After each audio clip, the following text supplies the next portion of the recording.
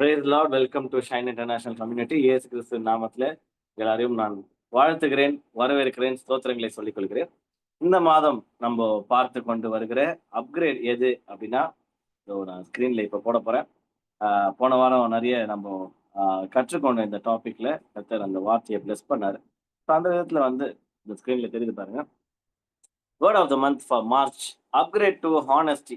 நேர்மைக்கு நேராக அப்கிரேட் பண்ணப்படுவது. நம்மளுடைய தரநிலைகளை அந்த லெவல்ல நேர்மை அப்படிங்கிற ஒரு டஃபான ஒரு ஜோனுக்கு லைஃப் வாழ்வாதாரத்திற்குள்ள நம்ம கடந்து போகணுன்றதுதான் கர்த்தருடைய எதிர்பார்ப்பு அப்படின்ற மாதிரி பைபிள் எக்ஸாம்பிள்ஸ் பார்த்தோம். இன்றைக்கு அது சம்பந்தமான ரொம்ப ரொம்ப முக்கியமான ஒரு பைபிள் எக்ஸாம்பிள் நான் சொல்ல போறேன். இது நிறைய பேரை தலைவலிக்குள்ள தள்ளப்போகுது. இந்த நாளுடைய கர்த்தருடைய வார்த்தை அதுல ஃபர்ஸ்ட் தலைவல்ல கடந்து போகும்போது நானும் என் பேரண்ட்ஸ் தான் ஏன்றது நான் ஷேரிங் அப்ப சொல்றேன். ஒரு வசனம் படிக்கலாம், வசனங்கள் படிக்கலாம். ஜீசஸ் கிரைஸ்ட் எப்படி நேர்மையா இருக்கிறாரு, இதுல ஏன் நேர்மை வருது, எந்த ஆங்கிள் இதை பார்க்கலாம் போன்ற காரியங்களை நம்ம பார்க்க போறோம். ஜீசஸ் கிரைஸ்ட் அரசு அந்த கவர்மெண்ட் ரூல்ஸ் அண்ட் ரெகுலேஷன்ஸை ஃபாலோ பண்றதுல நேர்மையா இருக்கிறாரு. அதுல ஒன் ஆஃப் த முக்கியமான பேசேஜ் ஒரு குறிப்பிட்ட ஜோன்ல நடக்கிற ஒரு விஷயம் தான் பார்க்க போறோம். மத்தேயு 17ஆம் அதிகாரம் 24 முதல் கொஞ்சம் வசனங்கள் நம்ம பார்க்கலாம். நான் படிக்கிறேன்.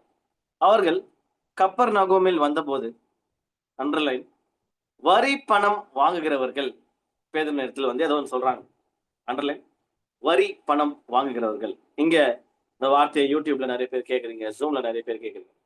நீங்க டாக்ஸ் கட்டுற எலிஜிபிலிட்டியில இருக்கிறீங்களா? கேள்வி நம்பர் 1. இருந்தீங்கன்னா டாக்ஸ் கட்டுறீங்களா?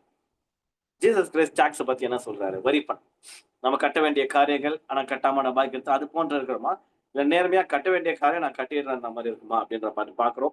இதுல நம்மளுக்கு பேசும் போதே நம்மளுக்குள்ள நிறைய கன்ஃபியூஷன்ஸ் வரலாம். அநியாயமா கவர்மெண்ட் டாக்ஸ் போடுறாங்க, அது போன்ற நிறைய இவங்கெல்லாம் நம்ம ஏன் இது பண்ணணும், இவங்க இந்த இடத்துல ஏன் நேர்மையா ஃபாலோ பண்ணணும் அப்படின்ற மாதிரிலாம். பட் நம்ம ஆல்ரெடி நான் சொல்லியிருக்கிறேன், அப்கிரேட்குள்ள போக போறோம். ஸோ இந்த ஃபினான்ஸ் சம்பந்தமான காரியங்கள்ல நேர்மையை நம்ம கடைப்பிடிக்கும் போது அதுல நமக்கு பார்க்கும்போது இழப்பும் செலவும் அதிகமாகிற மாதிரி தெரியும். நம்மளோட ஜெபம் எப்படி இருக்கணும் அப்படின்னா, ஆண்டவரே, நான் இவங்க அநியாயமா டாக்ஸ் வாங்கினா கூட நான் அதை கீழ்ப்படினோன்ற விதத்துல நான் ஃபாலோ பண்ண போறேன். ஏன்னா உங்க வார்த்தை ஃபாலோ பண்ண சொல்லுது.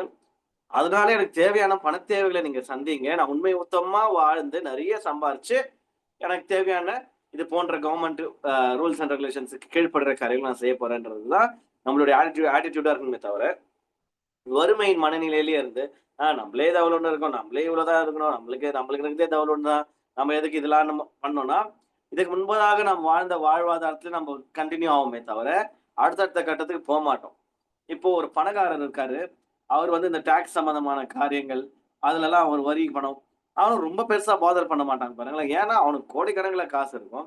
அதுல இந்த இத்தனை ஆயிரம் கொடுக்குமா, இத்தனை லட்சம் கொடுக்குமா, தூக்கி போட்டு போயினே அப்படின்ற மாதிரி இருக்கும். நம்ம மென்டலி அந்த விதமான லைஃப் அப்கிரேட்குள்ள தான் போகணுன்றத நான் பரிந்துரைக்கிறேன். நீங்க எஸ்ஐசியில கூட சேர்ந்து இணைஞ்சாவே அந்த விதமான வாழ்வாதாரத்துக்குள்ளதான் காட் தள்ளுவாரு, அந்த விதமான செழிப்பிற்குள்ளதான் தள்ளுவாரு. ஸோ இந்த வார்த்தையை முழுமையா கேட்கணும். ஜஸ்ட் ஒரு ஒரு ஒரு பாட்டு மட்டும் எடுத்துக்கின்னு நீங்க யோசிச்சீங்கன்னா நீங்க டிஸ்டர்ப் ஆக வாய்ப்பு இருக்கு. இல்ல, இது சமாதானமான கர்த்தருடைய வார்த்தைகள். நான் இந்த சாப்டர் படிக்கும் போது உங்களுக்கு புரியும் பாருங்களேன். அவர்கள் கப்பர்நகூமில் வந்தபோது வரி பணம் வாங்குகிறவர்கள் பேதுருவினிடத்தில் வந்து கேக்குறாங்க, உங்கள் போதகர் வரி பணம் செலுத்துகிறது இல்லையா? உங்க அப்பா உங்க உங்க பிரீச்சர் டாக்ஸ் எல்லாம் கட்டுறாராப்பா? உங்க பாஸ்டர், உங்க லீடரு ஏசப்பா பத்தினா உங்கள் போதகர் ஏசப்பா டாக்ஸ் எல்லாம் கட்டுறாராப்பா அப்படின்னு கேக்குறாங்க. இவரு என்ன பதில் சொல்றாரு? செலுத்துகிறாரு அப்படின்றாரு. செலுத்துகிறார் என்றான். அவன் வீட்டிற்குள் வந்தபோது சொல்லிட்டு இவர் உள்ள வராரு. ஏசப்பா அங்க இருக்கிறாரு. அவன் பேசுகிறதற்கு முன்னமே இயேசு அவனை நோக்கி முந்திக்கிறாரு. என்னன்னா, சீமோனே, உனக்கு எப்படி தோணுதுப்பா? பூமியின் ராஜாக்கள் தீர்வையையும் வரியையும் தங்கள் பிள்ளைகளிடத்திலோ அந்நியரிடத்திலோ யாரிடத்தில் வாங்குகிறார்கள்? இந்த பூமியில இருக்கிற ஆட்சி செய்யறவர்கள், அரசாங்க அதிகாரிகள், ராஜாக்கள் வரி பணத்தை யாருகிட்ட வாங்குறாங்க? தங்கள் பிள்ளைகள் இடத்துல வாங்குறாங்களா, இல்ல அந்நியர்கிட்ட வாங்குறாங்களா என்று அவர் கேட்டார். பேதுரு அதுக்கு பதில் சொல்றாரு, அந்நியர் இடத்துல வாங்கணும், அந்நியர் இடத்துல தான் வாங்குறாங்க அப்படின்றான். இயேசு அவனை நோக்கி, அப்படியானால் பிள்ளைகள் அதை செலுத்த வேண்டியதில்லையே. நம்ம நம்ம ஊரு, நம்ம விஷயம், நம்ம காரியம். அந்நியர் இடத்துல தானே நீ டாக்ஸ் வாங்கணும். நம்ம இந்த மண்ணுக்கு இப்ப மண்ல பொறந்தவங்களாச்சே. நம்ம ஏன் டாக்ஸ் கட்டணும்? நம்ம பிள்ளைகளாச்சே, செலுத்த வேண்டியதில்லையே. ரைட்ஸ். அவர் வந்து உண்மைய பேசுறாரு, நேர்மையா இருக்கிறாரு, ரைட்ஸா பேசுறாரு. ஆமா, அந்நியன் தானே டாக்ஸ் கட்டணும். ஸ்ட்ரேஞ்சர்ஸ் தானே கட்டணும். பிற நாட்டுல இருந்து இந்த ஊருக்கு, இந்த நாட்டுக்கோ, இந்த ஊருக்கோ அந்த காலத்துல சட்டங்கள் அப்படி இருக்கு. இந்த ஊருக்கு வந்தவன் தானே டாக்ஸ் கட்டணும். நம்ம கட்டணும்னு அவசியம் இல்லையே. இது நம்ம சொந்த ஊராச்சே. சொல்லிட்டு அ நானே அப்படியானால் பிள்ளைகள் அதை செலுத்த வேண்டியதில்லைன்னு சொல்லிட்டு 27ஆம் வசனம். ஆகிலும் அண்டர்லைன் த வேர்ட் ஆகிலும். இதெல்லாம் ரொம்ப ரொம்ப முக்கியம். ஜீசஸ் ஏன் நேர்மையின் சிகரம் அப்படின்னா, நம்ம செலுத்தக்கூடாதுதான். ஆகிலும் நாம் அவர்களுக்கு இடரலாயிராதபடிக்கு. Jesus least bothers about money. Jesus least bothers about நம்ம ஏமாறுறோமா அப்படின்றதெல்லாம் அவர் பொருட்படுத்தவே இல்லை. பணத்தை அவர் பொருட்படுத்தவே இல்லை. ஏன்னா அவருக்கு அது எப்படி கிரியேட் பண்ணணும்னு தெரியும். அவரோட ஆட்டிடியூட் பாருங்களேன். ஏன்ப்பா நியாயமா பார்த்தா நம்மளாம் ஏன்ப்பா இதெல்லாம் பண்ணோம்? அவங்க அநியாயமா டாக்ஸ் வாங்குவானுங்க, இது வாங்குவானுங்க, அது வாங்குவாங்கன்னு அரசாங்கம் ஆகணும், இதை சொல்லும், அதை சொல்லும். எல்லாத்தையும் நம்ம எப்படிப்பா ஃபாலோ பண்ணுவோம்? குட்ரா கொடியன்ட்டு ஃபைட் பண்ணலாம். இவருக்கு ஃபைட் பண்ற எல்லா எலிஜிபிலிட்டியும் இருக்கு. ஆனாலும் சொல்றாரு, நம்ம இது பண்ணக்கூடாதுதான் அநியாயமா இது. ஆகிலும் நாம் அவர்களுக்கு இடரலா இராதபடிக்கு. அப்படின்னா இதுல இவர் எதுல ஃபோக்கஸ் பண்றாரு தெரியுமா? ஏய், இந்த இந்த மாதிரியான காரியங்களை கூடி பிடிக்கிறது, இந்த மாதிரியான காரியங்கள் நீ போராடுறத விட, நமக்கு மனுஷரை பிடிக்கிற பெரிய பொறுப்பு இருக்குது. அவ்வளோ பெரிய ஒரு விஷயம் நம்ம மைண்ட்ல சுமந்துன்னு, நம்ம தரிசனத்தை வச்சுன்னு, இந்த மாதிரி சின்ன சின்ன விஷயங்கள்லாம் போராடாத. நான் சொல்றத கேளு. நீ கடலுக்கு போய் தூண்டில் போட்டு, முதலாவது அகப்படுகிற மீனை பிடித்து அதன் வாயை திறந்து பாரு. ஒரு வெள்ளிப்பணத்தை காண்பாய். அதை எடுத்து எனக்காகவும் உனக்காகவும் அவர்களுக்கு வித்துக் கொடு என்றார். முடிஞ்சுச்சா? ஒரு வெள்ளி பணம்னு இருக்கு. இங்கிலீஷ்ல வந்து ஸ்டார்டிங்ல டாக்ஸ் கலெக்ட் பண்ண வரும்போதே டிராக்மா காயின் இருக்கும். ஓகேவா? அது அந்த காலத்துல இப்போ உதாரணத்துக்கு அந்த காலத்துல ரூ. 2 அப்படி வச்சுக்கலாம். அப்புறம் ரூ. 2 பெரிய மதிப்புன்னு வச்சுக்கலாமா? ஒரு ஆளுக்கு ரூ. 2 டாக்ஸ் கட்டணும். அதுதான் கணக்கு. ஓகேவா? சோ போதகர் வராரப்பா அப்படின்னு அந்த 2 டிராக்மா காயின் கலெக்ட் கலெக்ட் பண்றவங்க வரானுங்க. அந்த ரூ. 2 கொடுக்க வேண்டிய ஆள் வராங்க டாக்ஸ். ஆண்டவர் பாக்குறாரு. சரி என்ன பண்ணு? மீன் வாயை போடு. மீன் தூண்டில போடு. மீன் வாயை திறந்து பாரு. 4 டிராக்மா காயின்ஸ் ரூ. 4 இருக்கும். 2 ரூ. 2 இருக்கும். ரூ. 4 காயின் இருக்கும். நீ என்ன பண்ற? உனக்கு எனக்கும் சேர்த்து கொடுத்துரு. இதுல ஜீசஸ் கிரைஸ்டோட அப்ரோச் என்ன அப்படின்னு பார்க்க முடியுது. நேர்மை. கட்டாமலும் இருக்கலாம். அது ஒரு கான்சிக்வன்சஸ் ஃபேஸ் பண்ணலாம். ரைட்ஸ் பேசலாம். What ever he can do. ஆனா அவர் சூஸ் பண்ணது வந்து இல்ல இதுதான் செய்யணுமா? சரி உங்களுக்கு செஞ்சிடலாம் அவ்வளவுதான். இதெல்லாம் என்ன மேட்ரு அப்படின்ற மாதிரி. இங்க கவர்மெண்ட் அரசாங்கம் உத்தரவு அந்த கவர்மெண்ட் ரூல்ஸ ஃபர்ஸ்ட் ஜீசஸ் கிரைஸ்ட் ஃபாலோ பண்றாரு. அது மாத்திரம் இல்ல. இவர் வந்து ரூ. 2 எனக்கு மட்டும் கட்டுவாடான்னு சொல்ல. எனக்காகவும் உனக்காகவும் அவங்களுக்கு கொடுன்னு சொல்லிட்டு இவர் ஒரு அற்புதம் செய்யறாரு. ஒரு மீன் வாயில இருந்து யாரா காசு எடுப்பாங்களா? நான் ஒரு ஆள் கொடு. அவரால் கொடு. அவருக்கு வேண்டிய வரி பணத்தை கட்டுறதுக்கு அவர் எங்க போய் எந்த தூண்டில் போட்டு எந்த மீனை பிடிக்கணும்னு அவருக்கு தெரியும். அது போல உங்களுடைய வாழ்க்கையிலும் என்னுடைய வாழ்க்கையிலும் அநேக திமிங்கலங்கள், அநேக பண முதலைகள், அநேக பண மீன்கள் வாயில அநேகமான பணங்கள் இருக்கிறது.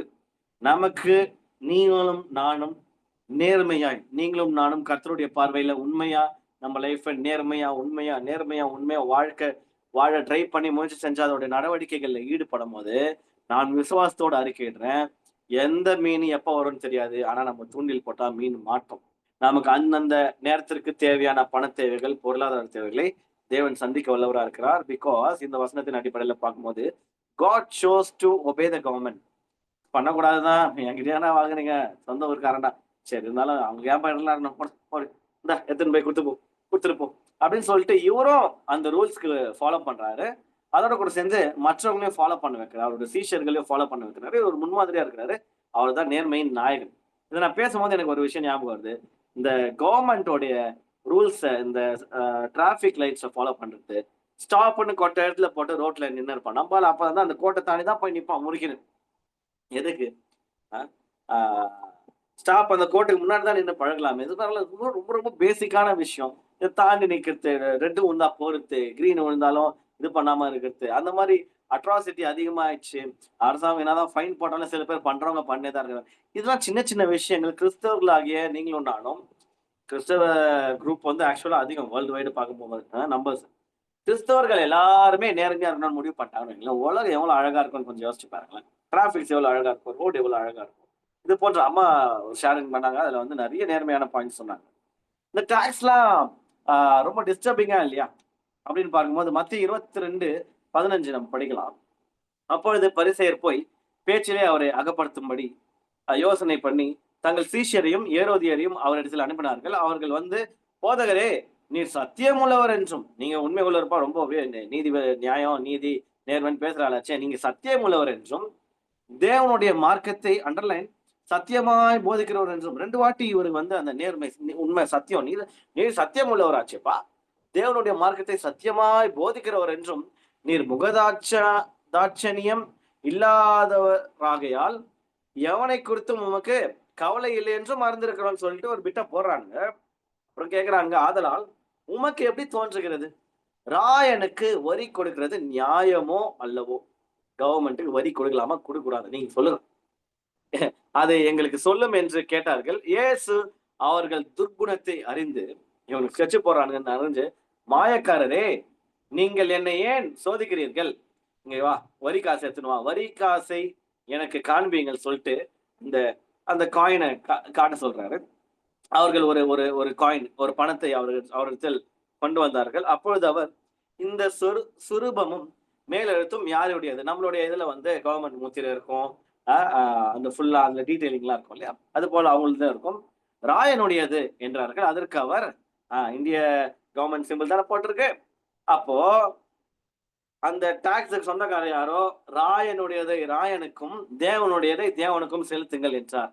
இதுல காட் நேர்மை அப்படின்ற பாயிண்ட்ல என்ன எடுத்துட்டு வர்றாருன்னா, கர்த்தருடையதை கர்த்தருக்கு கொடு, டாக்ஸ் கவர்மெண்ட் கொடுக்குமா கவர்மெண்ட்டுக்கும், காணிக்கை தூக்கி ஆண்டவருக்கு கொடுக்குமா ஆண்டவருக்கு கொடு. டைத்து நிறைய பேர் தசமபாகமே கொடுக்காம டபாச்சுன்னுக்குறாங்க. நான் நேர்மையா இருக்க சொல்லுவாங்க. தசமபாகம் எங்க அப்படின்றத உங்களுக்கு அவங்களுடைய சர்ச் பாஸ்டர்ஸ் கேட்டீங்கன்னா, ஆமா நம்ம தசமபாகம் கொடுக்காம டபாய்க்கிறோம், ஆனா மற்ற இடங்கள்ல நேர்மையா இருக்கிறோமே. இல்ல, ஜீசஸ் கிரைஸ்ட் ரொம்ப அழகா அட்ரஸ் பண்ணேன். கேள்வி கேட்க வந்து வாய் கொடுத்து மாட்டீங்களா? அவரை லாக் பண்ண பார்த்தா இதுங்க லாக் ஆயிடுச்சுங்க. ராயனுடையதை அரசாங்கத்திற்கு செலுத்த வேண்டிய காசு, பணம், tax, whatever it is, ராயனுக்கு கொடு. தேவனுடையதை தேவனுக்கு கொடு. அது நேரமா இருக்கலாம், வாட் எவர் இட் இஸ். நேர்மையா யார் யாருக்கு எது போனோமோ அதை கொடுத்து பழகு. அது மனிதர்களுக்கா இருக்கலாம், அரசாங்கமா இருக்கலாம், தேவனுக்கா இருக்கலாம் அப்படின்ற மாதிரி சொல்லி 2 பக்கம் பேலன்ஸ் பண்ண முயற்சி செய்தார். அவர்கள் அதை கேட்டு ஆச்சரியப்பட்டு அவரை விட்டு போய்விட்டார்கள். நேர்மையா இருந்தீங்கன்னா உங்களை விட்டு நிறைய பேர் போயிடுவாங்க. அதுக்கு நீங்க ரெடியா இருங்க. ஹல்லேலூயா. Jesus paid tax. நீங்களும் நானும் டாக்ஸ் கட்டணும். இங்க எனக்கு வந்து ஒரு கன்ஃபெஷன் இருக்கு. டோல் பூத், நம்ம எல்லாருமே கார்ல, மற்ற பைக் இல்லாத மற்ற எனி 4 வீலர்ஸ்ல, நீங்க 4 வீலர்ஸ் 8 வீலர்ஸ் டிராவல் பண்ணீங்கன்னா டோல் பூத்தாண்ட போனா டாக்ஸ் கட்டணும். அதுக்கு தான் டோல் பூத்தே இருக்குது. இதுல நிறைய நேரத்துல நிறைய பேர் என்ன பண்ணுவாங்க, நாங்களும் அதுல வந்து அந்த மாதிரி காரியங்கள்ல வந்து ஈடுபட்டிருக்கோம். எனக்கு இந்த சப்ஜெக்ட் ப்ரிப்பேர் பண்ணும்போது எனக்கு ரொம்ப குற்ற உணர்ச்சி ஆயிடுச்சு. என்னன்னு நான் சொல்றேன். டோல் பூத்து போவோம். உதாரணத்துக்கு சொல்றேன், நான் கல்யாணம் பண்ணிக்க போற பொண்ணு வீடு ரொம்ப தூரம். இங்க இருந்து 4 டோல் பூத் இருக்குது. எத்தனை? 4 டோல் பூத்லயும் அவன் இப்ப ரேட்டுக்கு வர அதிகமா வைக்கிறான். 4த்துல ஒவ்வொன்றுலயும் காசு கொடுத்தா எப்படி வேலைவாது இல்லையா? சோ 4 டோல் பூத்லயும் போகும்போது கூட இருக்கிறவர் நல்ல கண்ணால வந்தா என்ன பண்ணுவாங்க அப்படின்னா, லோக்கல் தலைன்ட்டு எல்லா டோல் பூத்லயும் நான் லோக்கல் தான், இந்த ஊர் தான் அப்படின்னு சொல்லிட்டு எஸ்கேப் ஆயிட்டோம். இந்த கண்டென்ட் ப்ரிப்பேர் பண்ணும்போது இந்த டாக்ஸ் அந்த விஷயம் வரும்போது ஏன் லோக்கல் எஸ்கேப் ஆகணும்னா, அநியாயமா காசு வாங்குறாங்களே டோல் பூத்ல பா நம்ம கிட்டே அதனால என்னன்னா பொய் சொல்லி லோக்கலு இருந்து ஒரு பக்கத்துல எதனா ஊர் பேரை பார்த்துன்னு வந்து சொல்றது. அப்படி ஒரு பழக்கத்திற்குள்ள போயிட்டு எனக்குமே என்ன மைண்ட் செட் வந்துச்சுன்னா, டோல் பூத்ல எதனா பொய் சொல்லி எஸ்கேப் ஆயிடலாம், அது வந்து சும்மா இவங்கெல்லாம் எதுக்கு காசு கட்டணும், பணக்காரன் கொடுக்கட்டும் அப்படின்ற மைண்ட் செட் எனக்கு வந்துச்சு. இந்த கண்டென்ட் ப்ரிப்பேர் பண்ணும்போது ஒரு ஆஃப்டர் ஆல் ஒரு டோல் பூத்ல கூட உன்னால உண்மையா இருக்க முடியலடா. சரி நீ பண்ணல, நான் கார் ரோட்ல நான் பண்ணல, ஆனா நீ என்ன பண்ணலாம், அந்த மாதிரி உன் கண்ணு முன்னாடி ஒரு நீ தான் அதுல பேசஞ்சர் அப்படின்னா என்ன பண்ணலாம்னா, காசு இருக்குதோ இல்லையோ போகும்போது டோல் பூத்துக்கும் சேர்த்து காசு எடுத்துன்னு போறதுல என்ன, அது நீ நியாயமா கவர்மெண்ட்டுக்கு வரி செலுத்த வேண்டிய காசு தானே அப்படின்ற ஒரு விஷயத்த உணர்த்தும் போது எனக்கு வந்து பெரிய செக் வைக்கிறாரு, பயங்கரமா மாட்ட போறமே. ஏன்னா இனிமேல் தான் கல்யாண வேலை அது இதுன்னு பொண்ணு வீட்டுக்கெல்லாம் கல்யாணம் பண்ணின்னு அடிக்கடி போற வர வேலை இருக்கும். இந்த டைம்ல பார்த்து உண்மை நேர்மைன்னு மாட்ட போறமேன்னும் போது இங்கதான் வைக்கிறாரு காட் செக். முடிஞ்சா ஃபாலோ பண்ணிக்கப்பா, யாரையும் வற்புறுத்தல. இப்போ அதான் சொன்னேன், ஸ்டார்டிங்ல சொன்னேன், உனக்கு தான் ஃபர்ஸ்ட் அப்பனியா சொன்னேன் அப்படின்னா எனக்கு தான் ஃபர்ஸ்ட் செக். பேசுறது ஈஸி, நேர்மை உண்மைன்னு. ஆனா அதை ஃபாலோ பண்றது தான் ரொம்ப கஷ்டம். எஸ்பெஷலா இந்த மாதிரி டாக்ஸ். ஏன்னா கவர்மெண்ட் யாருன்னே தெரியாதவங்களுக்கு கொடுக்கும். ஒரு ஏழை பசங்களுக்கு கொடுத்தா மனசு ஆறும். 500 1000 போட்டோமே நல்லா வாழ்ந்துட்டு போறேன். கவர்மெண்ட் என்னால என்கிட்ட நானே இல்லாத பட்டவனான்னு சொல்லுவேன். ஆனா நான் என்ன என்னோட ஜெபம் எப்படி மாறப்போகுது இனிமேல்?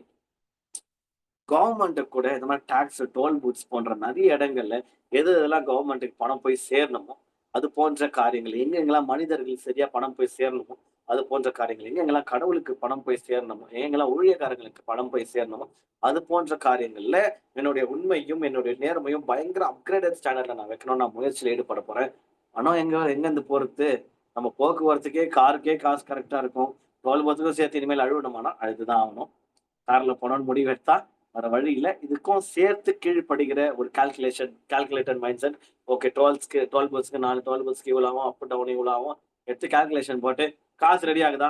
போலாம். இல்லையா? வா வண்டியில போலான்னு சொல்லிட்டு நம்மளுடைய மோட் ஆஃப் டிரான்ஸ்போர்ட்ட வேணா மாத்தலாமே தவிர, அந்த உண்மைத்தன்மை இழக்கக்கூடாதுன்றத ஃபர்ஸ்ட் கன்ஃபெஷன் நான் சொல்லி, நான் இனிமேல் மாறலான்ற முடிவுல இருக்கேன்.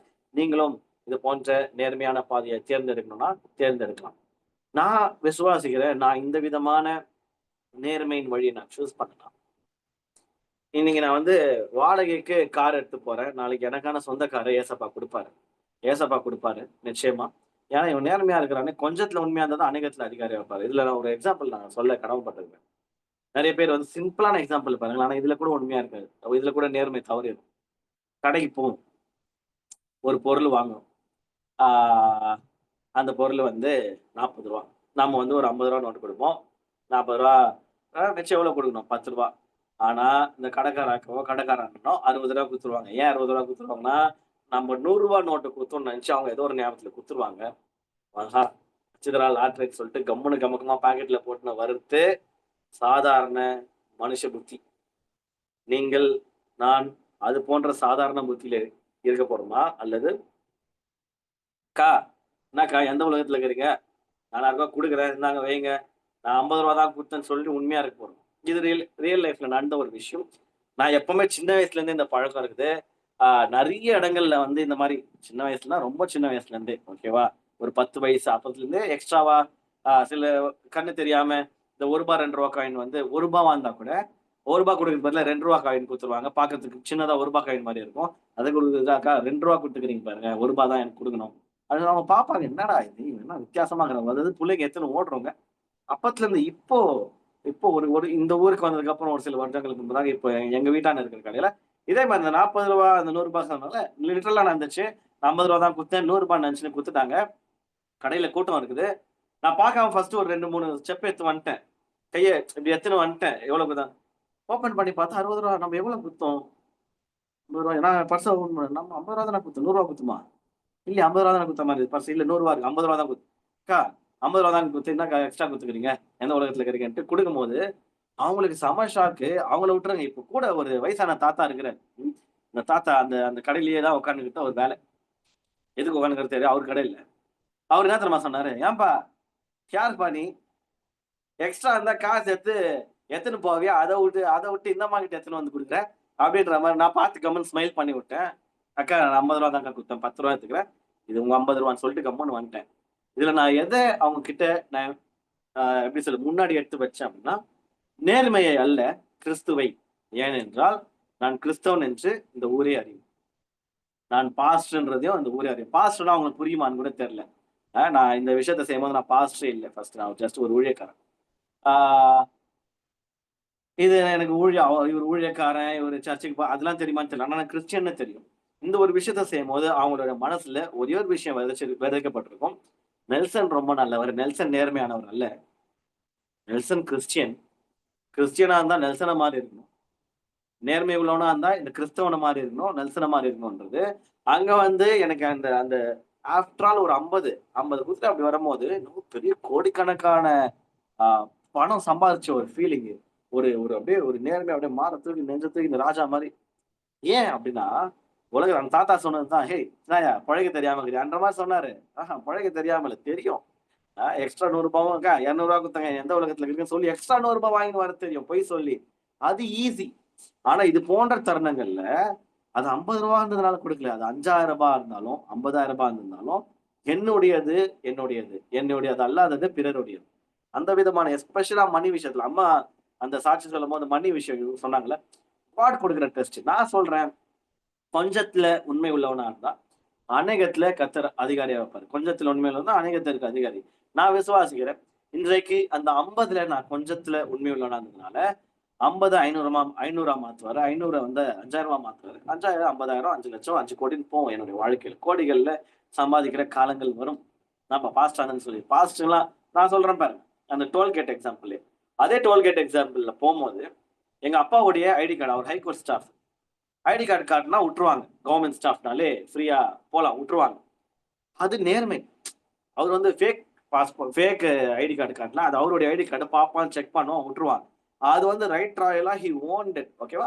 அப்பா வந்து அத்தன வருஷம் கவர்ன்மென்ட் சர்வன்ட்டா இருந்ததுனால, அவருக்கு வந்து அரசாங்கமே கவர்ன்மென்ட் சர்வன்ட்ரா போங்கடா ஃப்ரீயா டாக்ஸ்லாம் நீங்க ஏன் கட்டுறீங்கன்னு சொல்லிட்டு விடுறாங்க. அந்த விதமா நான் விசுவாசிக்கிறேன், விசுவாச அறிக்கை எடுக்கிறேன். வருகிற நாட்கள்ல பாஸ்டர்ஸ்க்கு ஃபியூச்சர்ல ஒரு ஐடி கார்டு கொடுக்கப்படும். இந்த மாதிரி டோல் பூத்ல பாஸ்டர்லாம் நிறுத்தாதீங்க. போங்கடா. 1008 நற்செயல்கள் செய்றாங்க. 1008 உலகத்தையே புரட்சியா மாத்துறாங்க. உலகத்த கலக்குறாங்க. அழுக்க நீக்குறாங்க. பாஸ்டருக்குலாம் ஃப்ரீ. கவர்ன்மென்ட் ஆபீஸ்க்கு எப்படி ஃப்ரீயோ, அது போல நீங்களும் நானும் கொஞ்சத்துல உண்மையுள்ளவர்களா மாறணும். உண்மையுள்ளவர்களா மாற நான் விசுவாசிக்கிறேன். காலங்கள் போக போக பாஸ்டர்ஸ்க்கும் ஃப்ரீ அப்படின்ற மாரி ஒரு காலங்கள் வரும். ஏனென்றால், நீங்க தான்ப்பா நேர்மை உள்ள ஆட்கள எழுப்புறீங்க உலகத்துல. இப்பல்லாம் எல்லாருமே டாக்ஸ் கட்ட ஆரம்பிச்சுட்டான். நெறைய ஸ்டாட்டிஸ்டிக்ஸ் எடுத்து பார்த்தா, கிறிஸ்டியன்ங்க தான் நெறைய டாக்ஸ் கட்டுறாங்க. மத்தவன்லாம் எதனா லூப் ஹோல்ஸ்ல சமாளிச்சுக்கிறான். கிறிஸ்தவங்கலாம் கன்னா இருக்கிறாங்கன்ற அளவுக்கு காலம் எப்ப மாறுதோ, அப்பதான் இந்த அப்கிரேட்குள்ள நம்ம போகிறோம்னு அர்த்தம். இத கேட்கும்போது நெறைய பேருக்கு வந்து டிஸ்கனெக்டடா இருப்பீங்க. நான் ஏன்டா டாக்ஸ்லாம் கட்டப் போறேன்?